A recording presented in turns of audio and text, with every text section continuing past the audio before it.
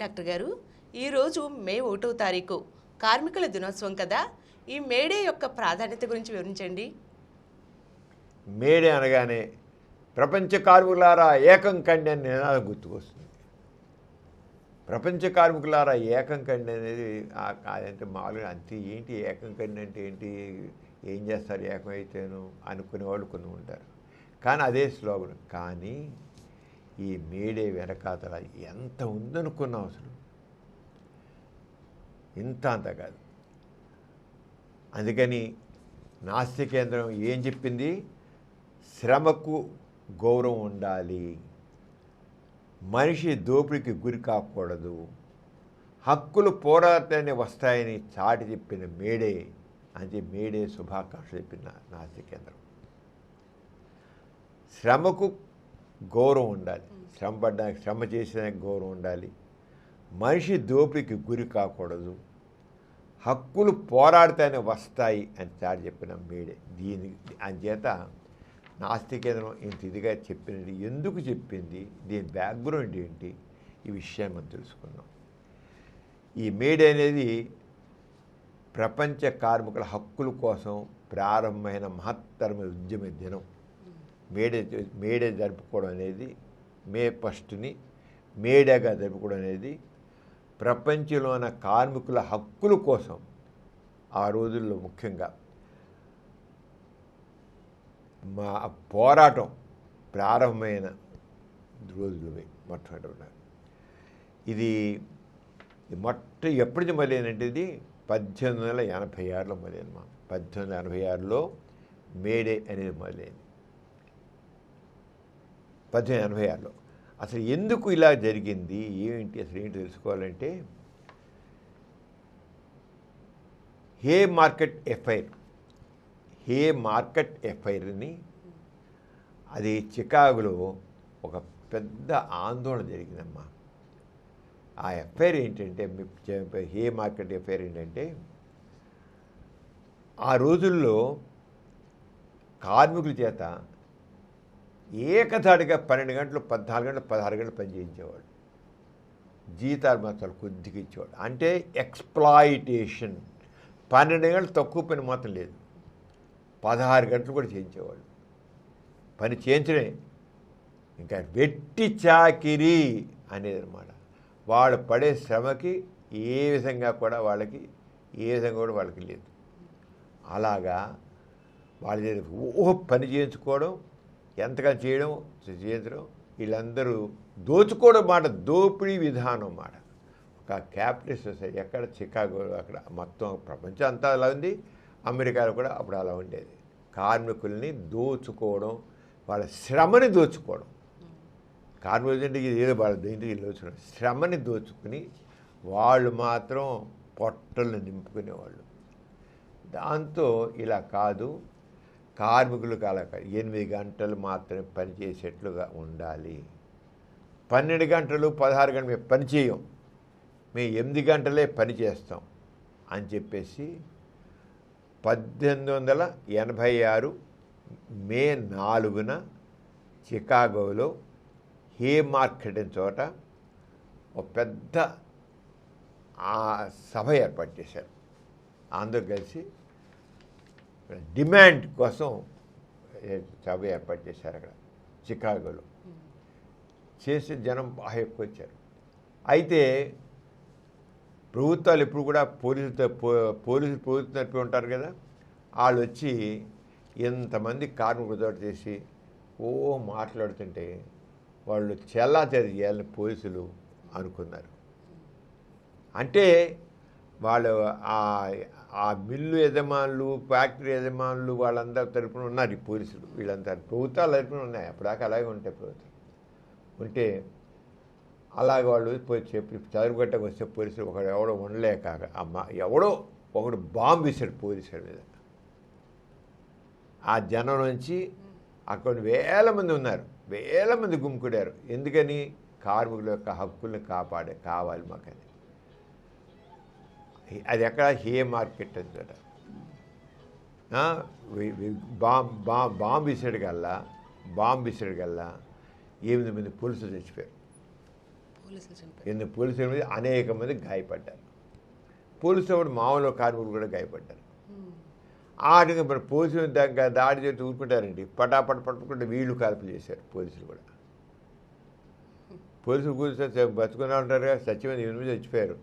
చచ్చిపోతే వీళ్ళు కూడా కాల్పులు చేశారు. దాంట్లో వీళ్ళు కూడా చాలా చచ్చిపోయారు, చాలామంది చచ్చిపోయారు. ఇది కార్మికులు కూడా చచ్చిపోయారు. ఇది హేర్ మార్కెట్ ఎఫ్ఐఆర్ అనేది హేర్ మార్కెట్ ఎఫ్ఐఆర్గా అది ప్రసిద్ధి అన్నమాట. 1986లో హేర్ మార్కెట్. దాని తర్వాత ఈ జరిగిన తర్వాత చికాగోలో మే 4, 1886 మే 4న జరిగిన కదా ప్రపంచవ్యాప్తంగా శక్తివంతమైన కార్మిక ఉద్యమాలు దారితీసింది. అంతవరకు ఎవరి మీద వాళ్ళే. ఇప్పుడు మన వ్యవసాయ కార్మికులు ఉన్నారు, ఎవడు వాళ్ళ ఎవడు చేయగలరు, ఏం చేయగలుగుతారు. వాళ్ళకి ఏమేమి సంఘాలు ఉండవు, ఏమన్నా ఏం చేసేది ఏం లేదు. కూలీలు ఉంటారు, వాళ్ళకి ఏమంటారు, ఏం పేరుకు కూలీ సంఘం అంటారు, ఎవడో మాట పట్టి. ఆరోగ్య కార్మికులు కూడా వాడు ఒక సంఘటితీకృతంగా చేసేది ఏం లేదు. అందుకనే దోపిడీ జరిగిపోతూ వచ్చింది. ఆ దోపిడీ జరిగిపోతుంటే అప్పుడు ఎప్పుడైతే ఈ హేర్ మార్కెట్ ఎఫ్ఐఆర్ అంటే ఈ సంఘటన జరిగిందో అప్పుడు ప్రపంచవ్యాప్తంగా ఓ శక్తివంతమైన కార్మిక ఉద్యమం తయారైంది. శక్తివంతమైన కార్మిక ఉద్యమం తయారైంది.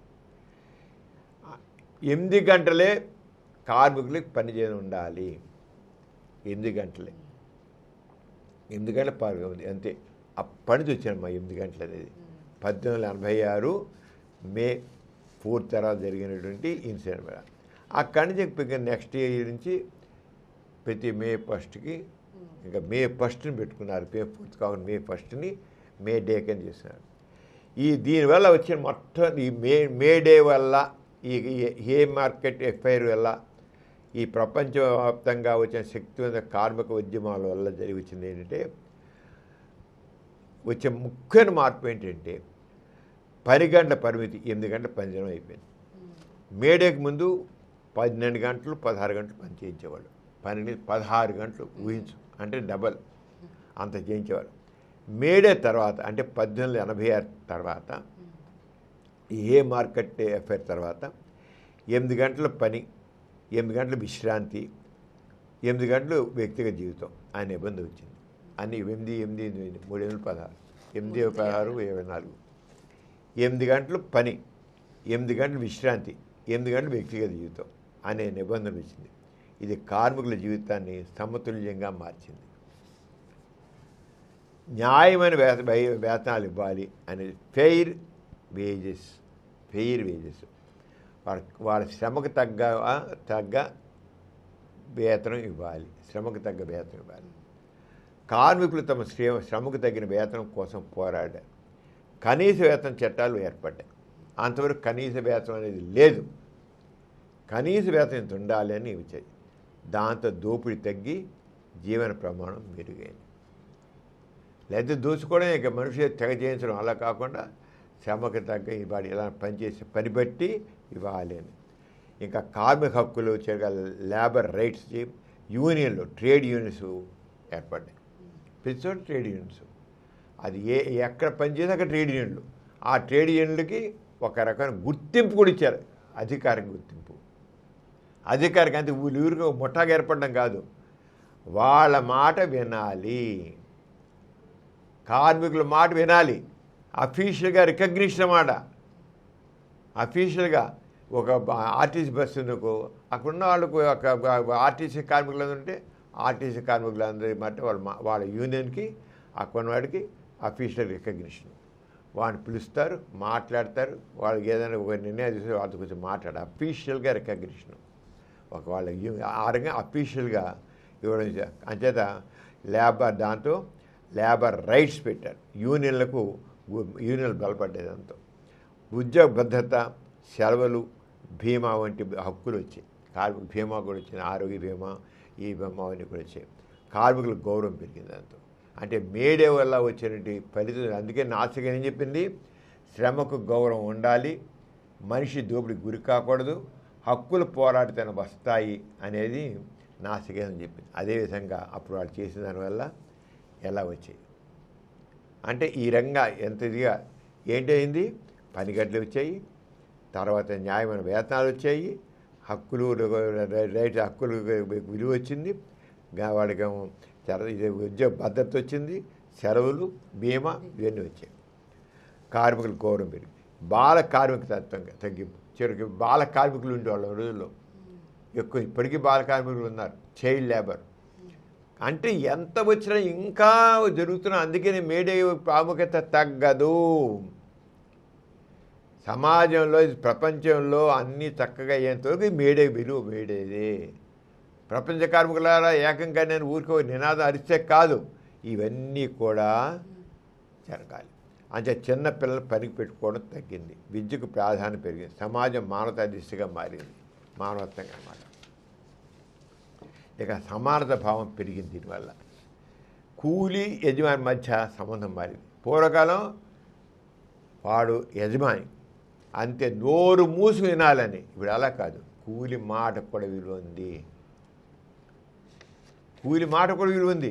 పూర్వకాలం కూలి మాట విలువ లేదు. పోరా నువ్వు నా కింద బానిసరా, నేనేం చేస్తాను చేయాలి. నీగ్రో బానిసలు ఎలా ఉండేవాళ్ళు, ఆ రకంగా నీగ్రో బానిసలు లేరు, అమ్ముకునేవాళ్ళు. ఆఫ్రికా నుంచి ఆ నీగ్రోల నుంచి అమ్మి వాళ్ళు పెట్టి చేయాలి. వాళ్ళ చేత పశువులాగా పనిచేయించుకున్నారు. పశువులాగా పనిచేయించుకున్నారు నీగ్రోలు తీసుకొచ్చి అమెరికాలో, ఆఫ్రికాని తీసుకొచ్చి. పశువులే అమ్ముకోవడమే. గొర్రెలను అమ్ముకున్నట్లు, మేకలు అమ్ముకున్నట్లు అమ్ముకున్నారు. ఆ రకంగా చేసేది. అదే కూలి యజమాని మధ్య సంబంధం మారింది. కులం, వర్గం ఆధార దోపిడీపై అవగాహన పెరిగింది. సమాజంలో సమానత్వం బలపడింది మేడే వల్ల. ప్రపంచ ఐక్యత వచ్చింది.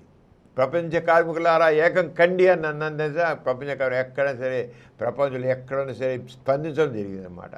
మేడే ప్రపంచవ్యాప్తంగా జరుపుకున్నారు. దేశాలు, భాషలు వేరైనా కార్మికుల ఐక్యత పెరిగింది. దేశాలు, భాషలు వేరైనా కార్మికుల ఐక్యత పెరిగింది. Workers of the world unite అనే భావన బలపడింది. Workers of the world unite అనే ప్రపంచ కార్మికులారా ఏకం కండి. ప్రభుత్వ పాలనలో మార్పులు వచ్చాయి. కార్మిక సంక్షేమ చట్టాలు వచ్చాయి. ఇది జరిగేది ఆ యజమాని ఏమిటో వాడి బుద్ధిలో ఉండే కార్మిక సంక్షేమ పథకాలు వచ్చాయి. అంటే మేడే వచ్చి ఎప్పటికీ ఆ పోరాటాలు కొనసాగుతూ ఉన్నాయి కనుక కార్మిక సంక్షేమ చట్టాలు వచ్చాయి. ప్రభుత్వాలు ప్రజా సంక్షేమంపై దృష్టి పెట్టాయి. కార్మిక సంక్షేమం ప్రజా సంక్షేమం దృష్టి పెట్టాయి. ప్రజాస్వామ్యం మరింత బలపడింది. ప్రజాస్వామ్యం మరింత బలపడిందంటే ప్రజల యొక్క వాక్కి విలువ వచ్చింది. అంటే మేడే ఇచ్చిన గొప్ప సందేశం ఏంటి? శ్రమకి గౌరవం ఉండాలి, మనిషి దోపిడి గురి కాకూడదు, హక్కులు పోరాడుతూనే వస్తాయి.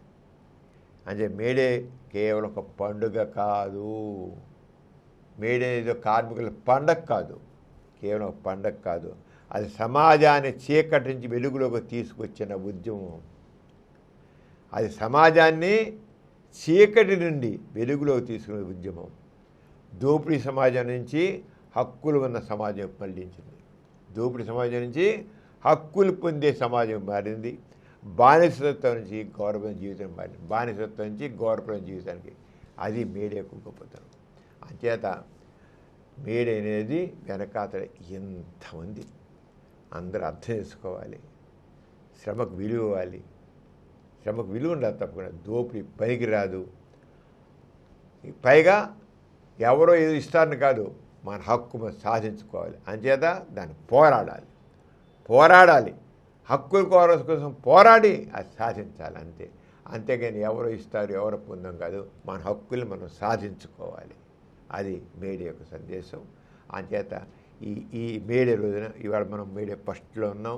ఈ మేడే కూడా అలాగనే ప్రపంచ కార్మికుల ఐక్యతకి, ప్రపంచ కార్మికుల శ్రమకి, ప్రపంచ కార్మికుల ఆ యొక్క ఐక్యతకి అది తప్పకుండా విజయం వస్తుంది ఆశిస్తూ అందరికీ మన మేడే శుభాకాంక్షలు తెలియజేద్దాం. ఈ కార్యక్రమం మీకు ఎంతో నచ్చింది కదా. ఇటువంటి మరిన్ని వీడియోల కోసం అనతి కాలంలోనే 21 కోట్ల వ్యూస్ సాధించిన సమరం ఛానల్ సమర్పించు పాజిటివ్ ఎథియిజం తెలుగు ఛానల్కు సబ్స్క్రైబ్ చేయండి, లైక్ చేయండి, మీ ఫ్రెండ్స్కి షేర్ చేయండి. అలాగే ప్రక్కనున్న గంట సింబల్ని ప్రెస్ చేయడం మర్చిపోకండి.